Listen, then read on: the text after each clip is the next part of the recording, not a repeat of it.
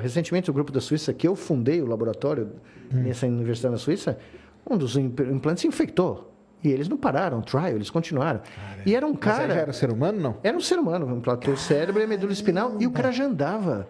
Um dia, eu não sabia, 3 alunos, né, do meu laboratório criaram uma empresa que eu nem sabia, porque eles não contaram para mim. Um dia, em 2017, eu estou numa Califórnia, encontro um deles, acho que foi o Tim, e eu descobri que eles tinham uma empresa. Eu falei, ótimo, boa sorte, né? E, de repente, eu descubro, meses depois, em 2018, se eu não me engano, que o Elon Musk tinha comprado a empresa deles, ou tinha posto uma fortuna lá. Só que, assim, sem nenhuma arrogância aqui, tá? Implantes invasivos corticais para interface à máquina foi inventado no meu laboratório. Eu e o John Chapin inventamos. Nós sabemos exatamente para que eles servem. Para investigar o cérebro, sensacional. Você registra hoje 5 mil neurônios, tá? Simultaneamente. Caramba. Eu comecei minha carreira... Com 100, né? Não, o primeiro registro que eu publiquei no Science do meu postdoc eram 48. 48. Tá? E só se registrava um naquela 48 época. Já foi um marco, né? Quando o Vernon Mountcastle, aquele cara que eu falei, veio para mim e falou assim, Dr. Nicolelis, por que o senhor acha que registrar 48 neurônios vale a pena? Eu falei, Dr. Mountcastle, com toda a cara de pau da Bela Vista, né? Dr. Mountcastle, porque é 48 vezes melhor do que o senhor faz. Aí ele virou para mim e falou, I love you. Aí, isso em público, não foi no barzinho, foi numa aula na Johns Hopkins. Ele levantou, falou o que eu acabei de falar, eu respondi, ele falou assim, Dr. Nicolelis, can I do a postdoc in your lab? Posso fazer um postdoc no seu laboratório? Eu falei, Dr. Mountcastle, anytime. Porque aí foi, né, aquele momento eu... Claro. Eu falei, minha mãe tinha que estar aqui, porque nesse instante a minha carreira começou. Então, demais.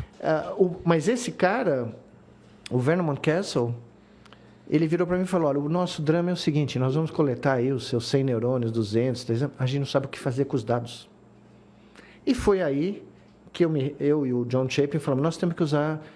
Né, o que você me ensinou, ele falou para mim, olha, lembra do que eu te falei para você ler aquele livrão lá nos anos 90? Agora, isso que vai analisar os dados. Agora a gente tem efeito. Como fazer. Claro. E o John foi um gênio nesse sentido, porque ele foi o primeiro cara a programar todos esses troços, PCA, análise discriminatória, cluster analysis. Clusters, né? Caminhos, K-means. Ele programou nesse Eclipse... E nós, porque eu não conhecia o Eclipse, né? Nunca tinha trabalhado. Porque até então era um neurônio só, não precisava. Era um neurônio, você usava série temporal. Sim, né? acabou, você analisava, fim de papo. Somava os disparos, fazia um gráfico, fazia o espectro, FFT, né?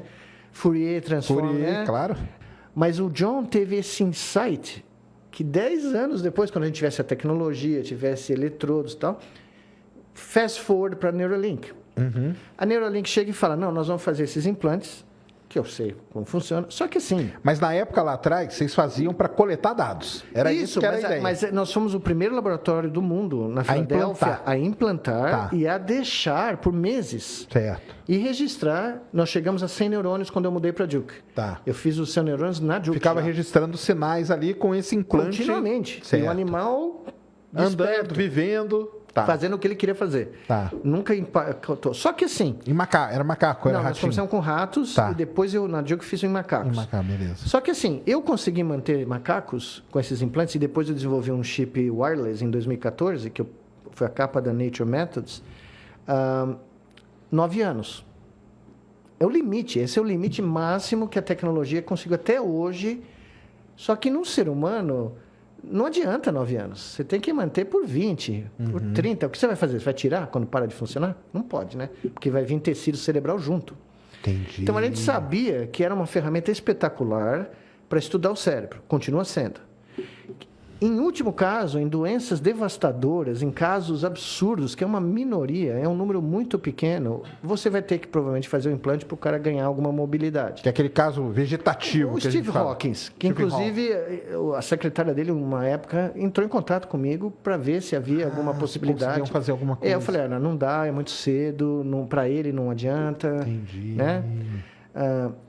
Então, eu cheguei para os meus alunos na época e falei, olha, quando eu vim fazer a Copa aqui, eu vim para cá para fazer, eu falei, olha, primeiro os pacientes não querem sofrer uma neurocirurgia, os pacientes paraplégicos, que têm movimentos acima né?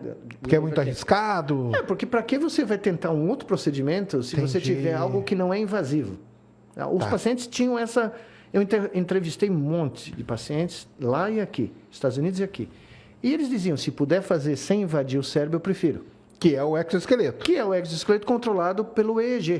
Certo. Pela touca de natação lá, que tem contatos do couro cabeludo. Então, o seu sistema, o da Copa lá, Sim. ele é concorrente do Neuralink. Não, ele é concorrente com uma... Eu não tenho, né, a ambição, mas muito mais pacientes vão usar o sistema não invasivo. Inclusive, os maiores investimentos em neurotech do mundo, 95% do dinheiro de venture capital em neurotech vai para não invasivo. Porque o invasivo, ele tem vários ele infecta, né? Ele pode infectar, ele Você pode tá parar de um negócio no cérebro, né? Não, tá, o paper que saiu aqui, que eu tenho críticas gravíssimas aí, o que saiu recentemente do grupo da Suíça, que eu fundei o laboratório nessa universidade na Suíça, um dos implantes se infectou. E eles não pararam o trial, eles continuaram. E era um cara... Mas aí já era ser humano, não? Era um ser humano, implantou o cérebro e a medula espinal, e o cara já andava. O cara é um paraplégico parcial. Ele não já precisava, tinha, né? Não precisava ter feito implante. Do ponto de vista ético, é um absurdo. Porque o cara tinha movimento. Certo. Tá? Não, fizeram estardalhaço, fizeram hype, saiu em todo lugar do mundo. Mas para quem é profissional e sabe como é, o cara eles já tinham publicado o estudo desse cara antes. E ele ficou treinando 48 meses antes do implante. Os nossos pacientes, em 6 meses, estavam recuperando mobilidade, sem invadir o cérebro. Entendi. Tá? E a gente treinava 1 hora por dia, 2 vezes por semana. Ok. O pessoal em outro lugar do mundo treinou 1 hora por dia, 5 dias por semana, foi muito mais rápido a recuperação. Então você não precisa, para vasta maioria... A invasão é nesse caso, um caso vegetativo, né, que a gente fala. O cara tá ali, um cara que não consegue mover nada, né, enfim. Mas eles venderam, não os meus alunos, mas o nosso querido Musk, fez um marketing que até as pessoas normais vão querer um implante. Isso é um absurdo. Você não vai pôr em risco um ser humano. O cara ele vai ser um... isso aí, né? Vai jogar videogame só pensando, vai dirigir o carro só pensando. Não precisa. Primeiro que não precisa. Eu vou me conectar à máquina para ter uma inteligência maior. E é isso que eu não concordo. E como eu disse, né? Eu fiquei razoavelmente infamous nos Estados Unidos quando eu disse que o Mr. Musk barely knows where the brain is located. Né? Foi sensacional, criaram um meme, foi muito legal. Porque, na realidade, eu não compro o hype. Da mesma maneira que eu não compro o hype da inteligência artificial, apesar de usar, os caras começaram a fazer um hype de algo que eu inventei. Eu, com a minha mão, eu fazia a cirurgia, eu implantava o barato, tá? Entendi. Então, eu sei as limitações. E quando eu tive a oportunidade, porque eu poderia chegar, né? Falar, olha, desculpa, nós vamos implantar você. Os caras eram capazes de concordar. Mas do ponto de vista ético, médico, ético, não faz sentido.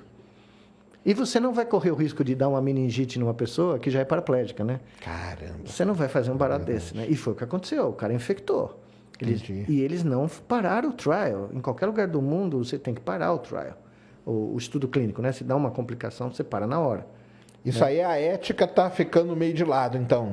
Porque, claro, tem uma startup por trás. O grupo da Suíça tem uma startup atrás deles também. E eles lá é o quê? É um Neuralink também? É um Neuralink da vida. Generalizando. É um Neuralink da vida, não tem um Elon Musk. Certo. Mas é um implante de um chip. É a mesma coisa. Só que eles não entram no cérebro profundamente. Eles põem na superfície. Eles fazem uma craniotomia e eles entram por baixo, entre o osso e o cérebro, onde ficam as meninges, você põe chama ECOG. É um sistema... parece uma coisa planar, assim. Como se fosse essa capa aqui, com sensores, e você põe isso entre o osso e o cérebro, tá? Que é útil para outras coisas, para epilepsia crônica, mas para você deixar lá 10 anos, nem eles podem assegurar que vai funcionar, tá?